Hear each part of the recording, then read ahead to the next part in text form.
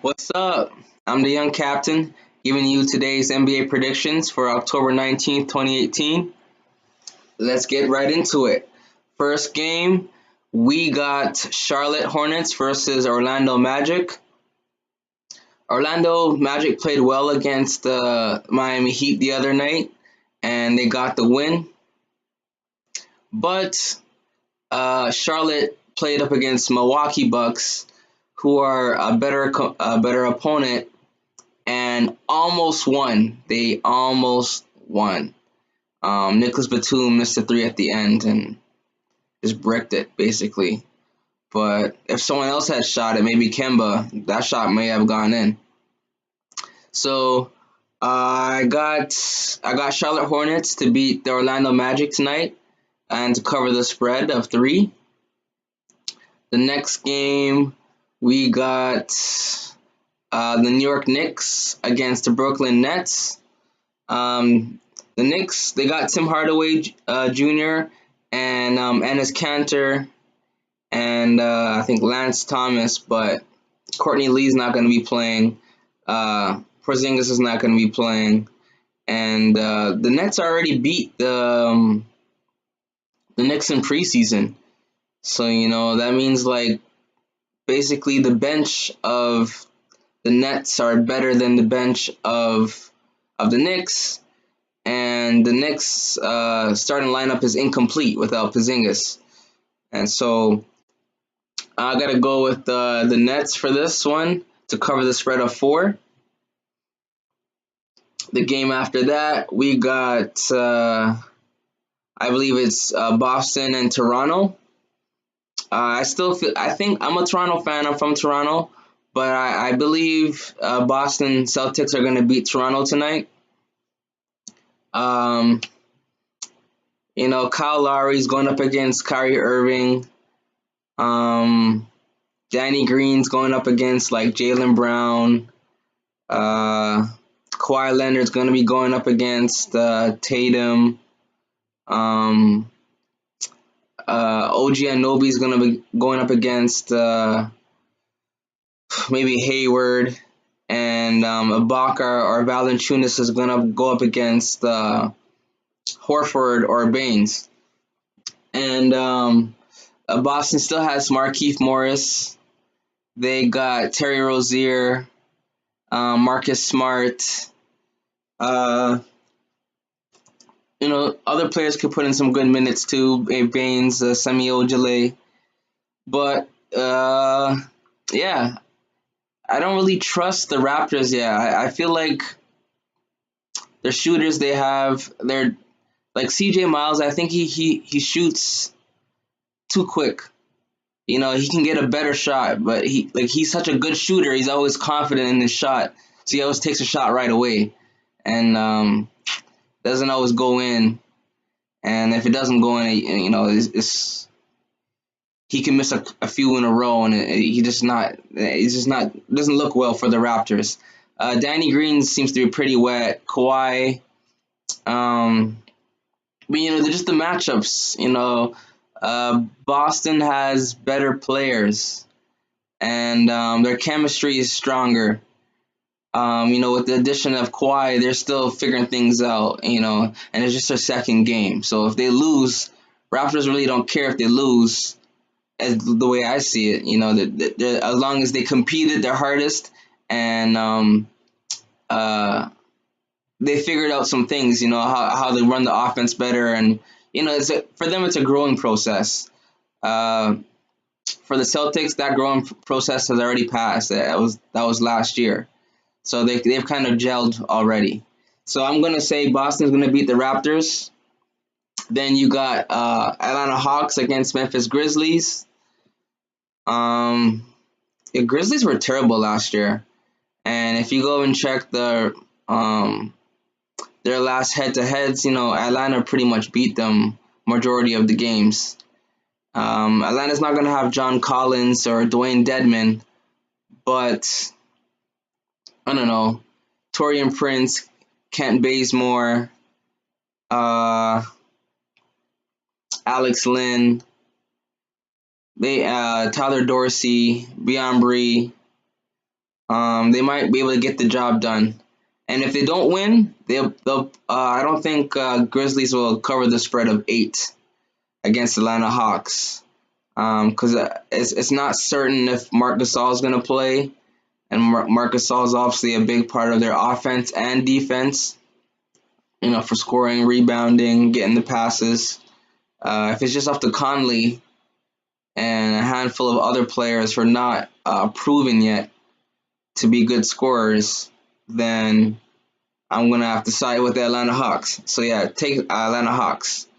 The game after that, we got Sacramento Kings against New Orleans Pelicans. Just I don't even have to give the stats on that or name the players. Just go ahead and choose the Pelicans to win by 11. Then we got Cleveland Cavaliers going up against the Minnesota Timberwolves. The Cavs, Cavs are mostly a good team because of LeBron James. And without LeBron James being there, they're going to have to rely on Kevin Love a lot, or Kyle Korver, or George Hill. And, with good team defense, you could shut those players down. So, and Minnesota has Derrick Rose, Jeff Teague, Jimmy Butler, Taj Gibson, Karl Anthony Towns. So they got better guards, and they got a more versatile center with Karl Anthony Towns. And you got a consistent and efficient power forward in Taj Gibson. And Luol, Gorgie Dang, and Tyus Jones could put up some good points too and play some good minutes. So the spread is 8 or 9, I believe, for Minnesota. I'll go ahead and say you could choose the Timberwolves to beat the Cavaliers by 9. Then you have Golden State Warriors up against Utah Jazz. I really don't like how the Jazz played against the Sacramento Kings the other night. They barely squeaked the win by 6.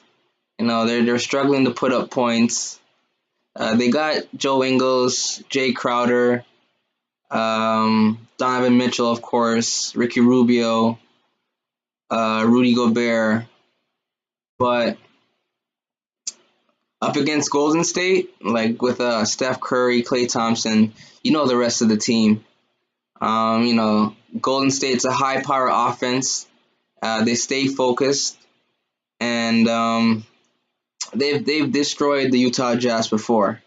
So just for them to cover the spread of 3, I believe they could do it, especially from their poor offensive night against the Sacramento Kings the other night. And we got Indiana Pacers up against the Milwaukee Bucks. Bucks, they're a team that they're good at fast breaks. They're good at athleticism. Giannis bringing in most of the points, running the fast break. You got Eric Bledsoe, who's quick, also likes to run keep a fast pace. But Milwaukee, they're not that good of a shooting team, and I feel they rely too heavily on Giannis to win games, or Chris Middleton. While with the Indiana Pacers, they're a well-coached team, very cohesive. They know how to get their buckets. They have their go-to plays. Victor Oladipo is playing better than ever. They got, I think, Bogdanovich, who's a lights-out shooter. You got Corey Joseph coming off the bench. You got Darren Collison, who's he's very underrated point guard. Miles Turner, Thaddeus Young. Sabonis. Yeah, so I got the Indiana Pacers to actually win tonight. And if they don't win, they'll cover the spread. Milwaukee won't beat them by 4 or more. And then we got, for the last game, we got the Clippers and the Thunder. Thunder, they don't have Westbrook tonight. He's out with an injury, which just leaves Dennis Schroeder, Paul George, and Steven Adams, I believe, at the center. And everyone else on OKC, they're not really that good. You know, they're not scorers. They're not really productive at any. They're not strong at any key point, like rebounding or steals or 3-point shots or field goal percentage. They're not really good at anything except for Paul George. He's like the really only star playing tonight, alongside Dennis Schroeder. And the Clippers, they got a lot of good players. You know, Avery Bradley, Tobias Harris, Patrick Beverly, you know, Gallinari, Marcin Gortat from the Wizards, Boban. He's a problem. He's like 7 something. No one can stop him. Then they got Lou Williams. So yeah, I'm gonna say Clippers are gonna cover the spread and beat the Thunder by 3 or more. If you guys agree or disagree, let me know in the comment box. I'd love to know what you think. I'm the young captain. Let's talk basketball. Peace.